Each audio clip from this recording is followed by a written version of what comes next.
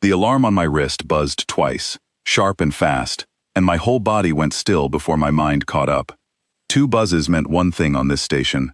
Someone important had just walked through the north gate, and every camera on Vareth station had locked onto them at once.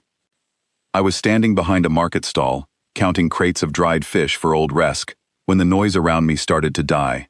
Not slowly, all at once, like someone had reached out and turned the volume down on 400 voices in a single breath. I looked up. A small girl stood near the fruit stall across from me, her 4 amber eyes wide open, her small hand gripping her mother's sleeve so tight her knuckles had turned pale gray. She was Chelkai, maybe 7 years old by their years, with thin silver markings running down her cheeks the way all their children have. She looked past me, toward the gate, and her voice came out in a whisper that somehow carried across the whole silent market. "Mom," she said, "that man is here." Everyone froze. I turned around slowly, the way you turn when your training tells you something is wrong before your eyes confirm it. A tall man in a long gray coat had just stepped through the gate. He walked like he owned the ground beneath him, calm, unhurried, his hands loose at his sides. He wore no weapon that I could see. He did not need one. I could feel it in the way the crowd pulled back from him, the way stall owners quietly slid their goods off the counters and out of sight, the way even the vendor drones dimmed their lights and drifted lower to the ground. I did not know his name yet. I would learn it soon enough, and I would never forget it after that. My name is Daniel Carver. I had been living on Vareth Station for almost a year, working cargo routes between human freighters and the local markets, trying to build something quiet after years of service I did not like to talk about. I thought I understood fear. I thought I had seen every version of it there was. I was wrong. The man walked forward, and the crowd opened in front of him like water splitting around a stone. Nobody spoke. Nobody moved, unless it was to get out of his path. I watched an old Chelkai trader press his fist against his chest, the old gesture of respect mixed with warning, and lower his eyes to the ground. The little girl still had not looked away from him. I stepped closer without deciding to. Curiosity does strange things to careful people. He stopped in the center of the square, exactly where 4 paths crossed, and turned in a slow circle, taking in every face around him. When his eyes reached mine, they paused, just for a second. Then he smiled, small and quiet, and walked straight toward me. Every instinct I had built over years of service told me to step back. I did not. "You are the cargo agent," he said. His voice was calm, almost gentle, but it carried the kind of weight that made the air feel heavier. "Daniel Carver." "That is right," I said. I did not ask how he knew my name. Men like him always know names before they arrive somewhere.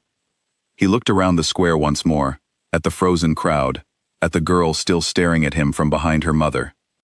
"They think I came here to cause trouble," he said. He almost sounded amused. "They are wrong. I came here because trouble is already on its way, and someone forgot to warn this station." That got my attention faster than anything else could have. "What kind of trouble?" I asked. He reached into his coat and pulled out a small data chip, holding it up between 2 fingers so only I could see it clearly. 3 cruisers. Unregistered, moving dark through the outer belt, he said. "They are not ours. They are not Chelkai either. Whoever they are heading straight for this station, and they will be here in under 6 hours. The square was still silent enough that I could hear every word land like a stone dropped into still water. "Why tell me?" I asked. "Because I need someone who knows this station's cargo systems," he said, "and because everyone else here is too afraid to listen to me long enough to help."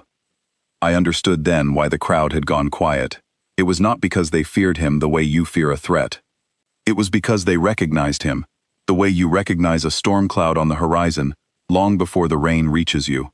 Whatever he had done before, wherever he had been, his presence alone was proof that danger followed close behind him. I should have walked away. Every reasonable part of me said so. Instead, I asked him what he needed. His name was Julian Ashford, and over the next hour, standing behind crates of dried fish, while the market slowly came back to life around us in nervous whispers, he explained enough for me to understand the shape of the problem, even if I did not understand all of it. The ships coming toward Vareth Station were raiders, The kind that struck small trade posts along quiet routes where no one expected them, stripped whatever cargo and fuel they could find, and vanished before any real defense force arrived. Julian had tracked their pattern across 4 other stations, all hit within the last 2 months, all left with nothing worth salvaging. Vereth Station had no defense fleet.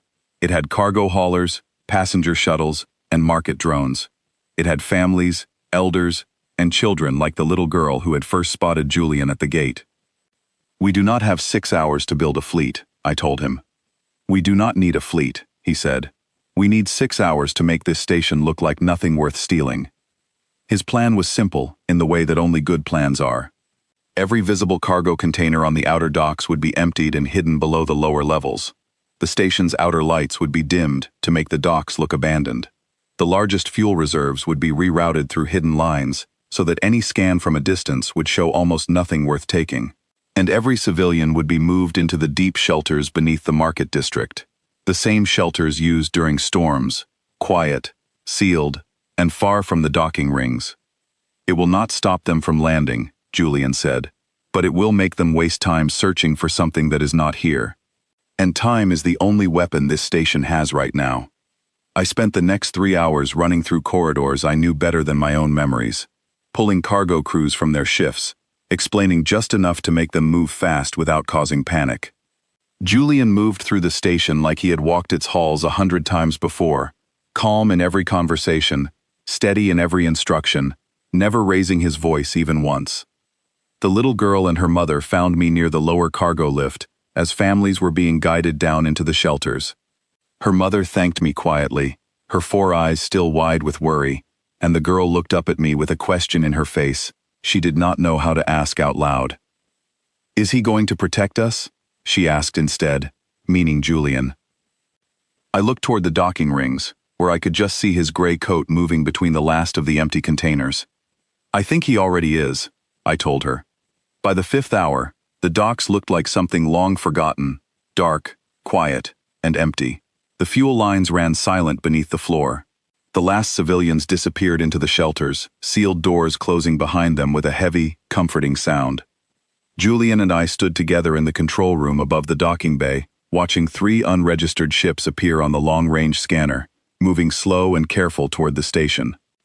"They will scan first," he said. "Then they will decide if landing is worth their time." The minutes stretched longer than they should have.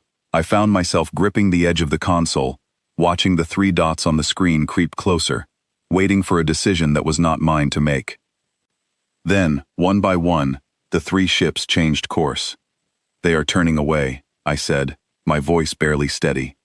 Julian nodded slowly, his eyes still fixed on the screen. "They found nothing worth the risk," he said. "A quiet station with dark docks and empty containers is not worth their fuel." I let out a breath I did not know I had been holding. We watched the 3 ships fade from the scanner completely, moving back toward the open dark they had come from, leaving Vereth Station exactly as it was, untouched, unharmed, and completely unaware of how close it had come to losing everything. When the shelter doors opened again, the market slowly filled with life once more, voices rising, children running between stalls, the fear of a few hours ago already softening into relief. The little girl found me first, pulling her mother along by the hand, both of them searching the crowd until they spotted Julian standing near the fountain at the center of the square. She did not whisper this time. She ran straight toward him and stopped just short, looking up with the kind of open wonder only children seem to have left in them. "Thank you for saving us," she said. Julian knelt down slowly until they were eye to eye, and for the first time since I had met him, his calm expression softened into something warmer. "You already had everything you needed to be safe," he told her gently. "I just helped you use it in time." The crowd around us, the same crowd that had gone silent in fear only hours before, now watched him with something entirely different in their eyes. Not fear anymore, something closer to quiet gratitude, the kind that does not need loud words to be understood. I stood beside him as the market slowly returned to its normal rhythm, the noise of trading and laughter filling the space where silence had been. "You did not have to come here," I said.